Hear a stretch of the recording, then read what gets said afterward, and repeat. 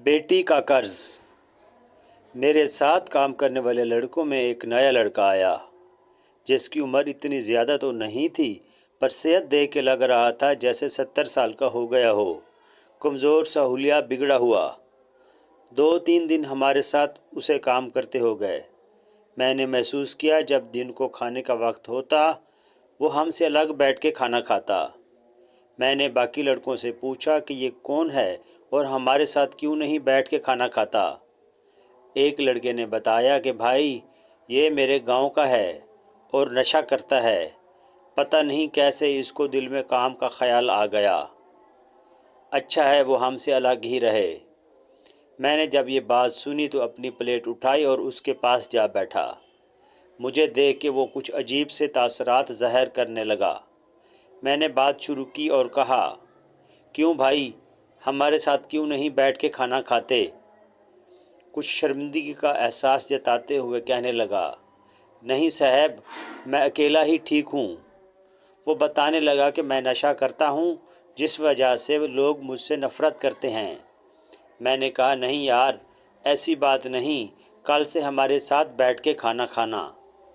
میری اس بات پہ وہ گویا اسے احساس ہوا جیسے کوئی ہمدرد مل گیا ہو۔ میں نے پوچھا پہلے کیا کام کرتے تھے؟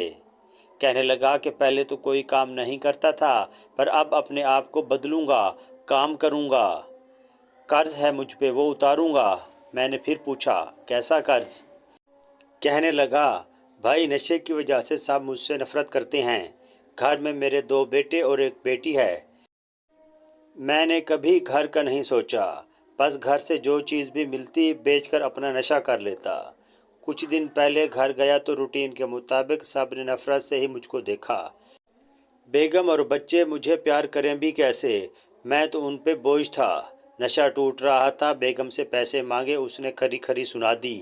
میں چپ چاپ الگ بیٹھ گیا۔ رات کا کافی حصہ بیت گیا تھا۔ اچانک کیا دیکھتا ہوں میری بیٹی ایک تھالی میں کچھ چاول لے کے آئی، مجھے کہنے لگی پاپا ماما سو گئی ہے آپ چاول کھا لو۔ پھر اپنے چھوٹے چھوٹے ہاتھوں سے مجھے کھانا کھلانے لگی۔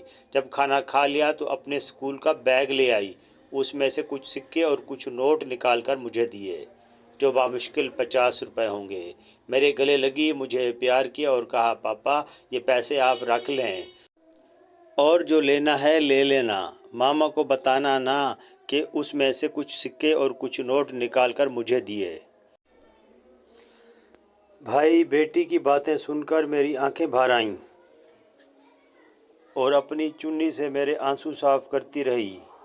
بھائی میں غلط تھا، میں نے اپنے آپ سے اب وعدہ کیا ہے، مر جانا ہے پر نشہ نہیں کرنا۔